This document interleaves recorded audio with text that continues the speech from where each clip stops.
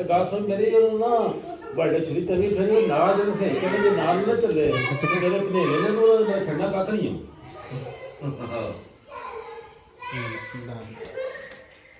ਇਹ ਗੱਲ ਦੇ ਤਾਂ ਹੀ ਪਤਾ ਲੱਗਦਾ ਹਾਂ ਚਲ ਠੀਕ ਚਲੋ ਆਪ ਚਲੋ ਹੈ ਉਹਨੇ ਵੀ ਤੇ ਛੱਡ ਦੇਣਾ ਹਾਂ ਉਹਨਾਂ ਨੂੰ ਚਾਲੇ ਮਾਰ ਬਣਾ ਕੇ ਅੱਛਾ ਯਾਦ ਨਹੀਂ ਕਰਨਾ ਹੁਣ ਤੁਸੀਂ ਆ ਚਲੋ 40 ਨਾਲ ਉਹਨਾਂ ਭਾਈ ਵੱਡੇ ਕੰਮ ਵਾਲੇ ਮੈਂ ਲੈ ਕੇ ਆ ਜਾਣਾ ਉਹ ਸੋਚੀ ਜਾਂਦੇ ਸਹੀ ਹੈ ਉਹ ਮੈਂ ਇਸ ਦੇ ਆਸ ਸਮਝਦਾ ਨਹੀਂ ਤੁਸੀਂ ਨਾ ਆਵੇ ਮਿੱਟੀ ਮੇਰੀ ਲੈਣ ਉਹ ਠੀਕ ਹੈ ਉਹ ਮੈਂ ਦੁਪਹਿਰ ਨਹੀਂ ਉਹ 150 ਦੱਸਿਆ ਨਾ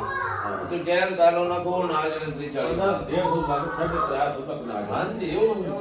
ਸਾਨੂੰ ਜਿਹੜਾ ਚੰਗਾ ਲੱਗਾ ਨਾ ਹਾਂ ਅਸੀਂ ਆਖਾਂਗੇ ਮਾਮੂ। ਜੀ ਤੂੰ ਨਾ